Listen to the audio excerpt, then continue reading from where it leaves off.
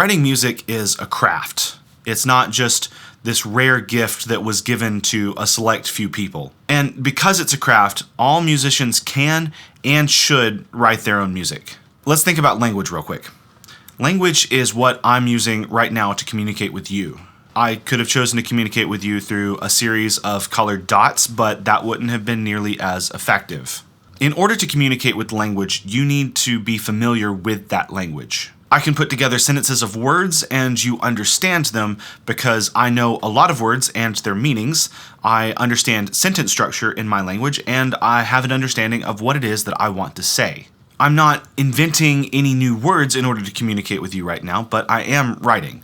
Well, right now I'm actually speaking, but earlier I wrote all of these thoughts down in a script, and before that I actually spoke them into my voice memo app, and before that I made a note on my phone. You get the point. These are thoughts that I am communicating, and I am capable of communicating those thoughts because I know English. And these particular thoughts do not require me to have revolutionized linguistics. In the same way, all musicians have within them the ability to communicate through writing their own music because they understand music. Okay, so if you're thinking that all makes sense, but I still don't think that I can write music, I've got an exercise that I want you to try. It's going to feel awkward, but I want you to fight against that feeling. Composition is a messy process. Maybe you're thinking to yourself, well, I can't do that because you're overwhelmed at the thought of writing an entire song or a piece, a symphony. It's way too big. Or you might be bogged down with, I don't even know what type of music that I would want to write. Would I want to do instrumental or songwriting? Don't worry about any of that for now. What I want us to focus on today is just writing something. Here's what I want you to do. Step 1, I want you to take out the voice memo app on your phone. And feel free to go ahead and pause the video while you complete each of these steps. Step number 2, hum something to yourself. Long or short, it doesn't matter. Really, anything. Just hum something. You can also feel free to play this on an instrument, but just about everyone has their voice on them at all times. So it's a good option. Step number 3, do that process again. Try to get up to 5 different examples of you humming. And you know what, just might as well leave that voice memo running the whole time. You never know when you might stumble upon something you really like. Set that aside and we will come back to it in a minute. But just because you have it inside you does not mean that you're immediately going to be good at it. That seems logical enough. My daughter, when she was learning to communicate, would put together sentences like, me want doing swing. And she kept practicing, and now she knows that I would like to swing is a more effective means of communicating what it is that she really wants. All composition is just a musical expression. And you getting better at composition is just you getting better at communicating what it is that you're trying to express. And like with everything else in life, that only happens through practice. Okay, so let's go back to your humming. You've now got a voice memo of your lovely voice humming music that you wrote. You're off to a great start. Now, listen back through your voice memo and let's go ahead and quickly come to terms with the fact that this is not a radio quality recording, and we'll just move on past that. Step number 5, what do you feel like each of your snippets is expressing? Happiness? Confusion? Hunger? If all composition is expression, what do you feel like the melodies that you wrote are expressing? Step 6, identify some portions of what you hummed that you really like.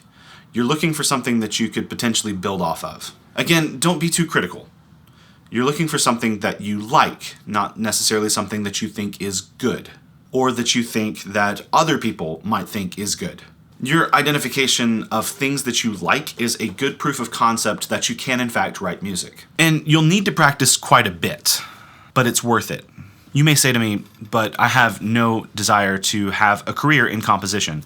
But here's the thing, I think that every single musician should express themselves regularly through writing their own music. I write a lot of English all of the time despite not being a career novelist. My goal in writing English is not that the entire world would read the books that I have written. I wrote a text message like 5 minutes ago, but that doesn't mean that I have any intentions of becoming the next Geoffrey Chaucer. So if you would like to write music, you have the advantage of that there's more resources now than there ever have been to help you in that endeavor. Countless videos and courses are just on the internet for you to learn to write music that way.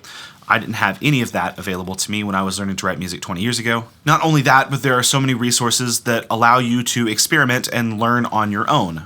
DAWs and instrument libraries and all of that fun stuff. In particular, Spitfire Audio has a free version of their BBC Symphony Orchestra sample library, and I highly recommend it. That was my first sample library, and it's really quite good. I also make a number of composition resources. Many of them are just resources that I heard a specific need from a composition student of mine, and then I made it, and they're available to you. But I've got a free resource for you today. One of the main problems that I hear from my composition students is that it's difficult to keep track of the entire composition process. And yeah, it can be overwhelming. So I've made this interactive PDF that outlines the entire composition process from ideation to final score. Doesn't matter if you're writing instrumental or if you're a songwriter. It's also got links to 16 additional resources that I think that you'll find very useful. So if you would like that, the link is in the description below. All right, let's go back to the humming thing one more time. Finally, step number 7. Repeat this process a lot. Hum to yourself all of the time. Eventually, humming a melody to yourself will become a lot easier. You'll end up liking a lot more of what you came up with. And you'll better be able to say what it is that your melodies are expressing. And then you'll have a collection of melodies that you wrote. And that's pretty cool. But now I would like to hear from you. Do you compose music? And if you do, what kind of music do you write? How did you get into writing in the first place? And if you don't write music, do you want to? And what obstacles do you see that keep you from doing it? Let me know in the comments below. I'll see you next time.